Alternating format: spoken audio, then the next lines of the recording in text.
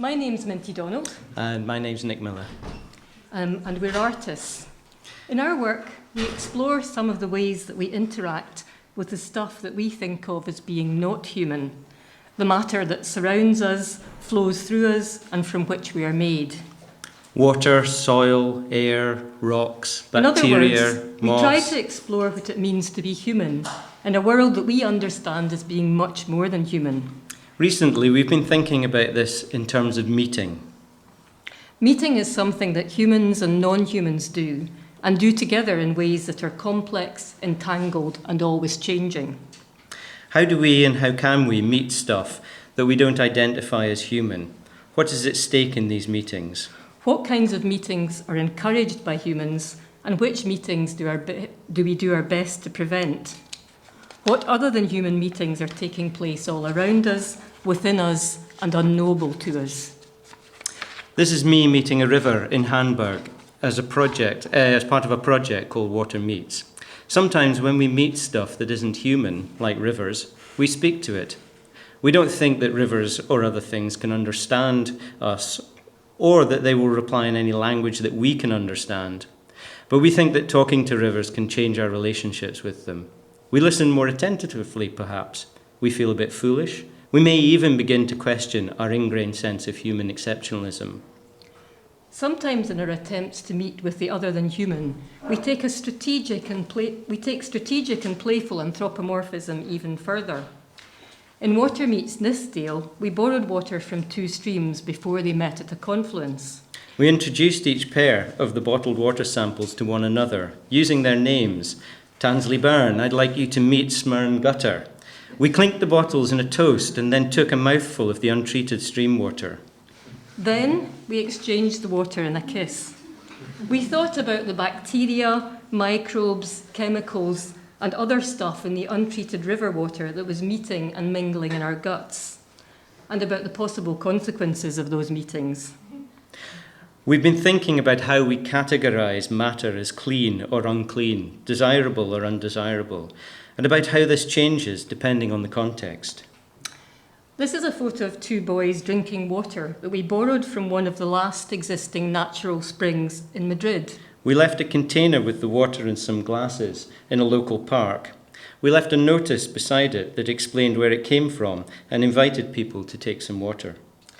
And this is a photo of a group of young women with the same water. One of them is saying to her friends who's holding the glass, "Drink that water and it'll shit right through you."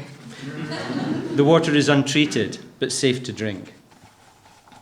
We've been thinking about things that are allowed to meet and which things we humans make a lot of effort to keep apart. This is a photo of another Water Meets performance that we did in Leitoniemi sewage treatment plant in Kuopio, Finland. We took audience members on a tour of their local sewage works, asking them to bring with them a sample of water from their everyday lives. People brought cooking water, water from their toilets or their saunas. At the end of the tour, we invited audience members to pour their water into a structure that we'd built.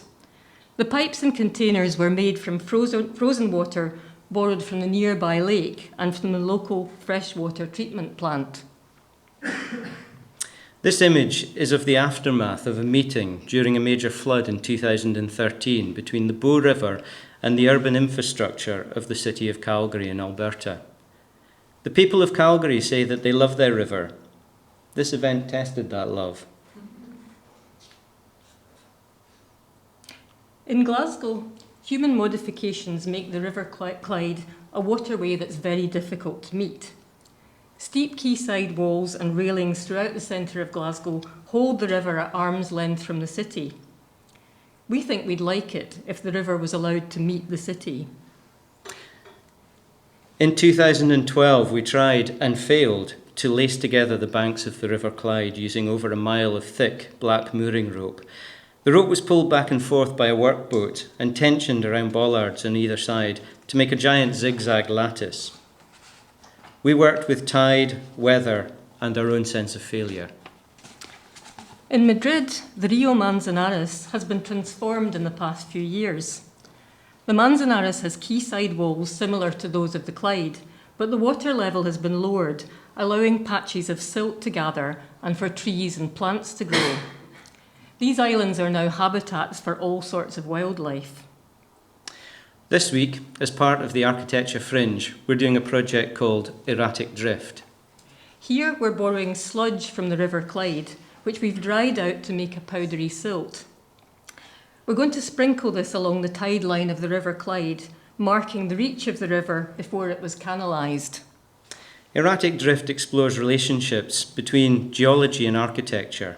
Later this week, we'll be meeting and greeting some of Glasgow's buildings, trying to imagine them as if they were rocks or geographical features, wondering if we can experience the city as a lithic landscape.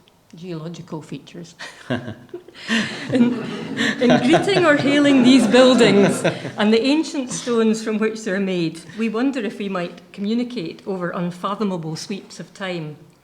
We wonder if this is what our Neolithic ancestors were trying to do.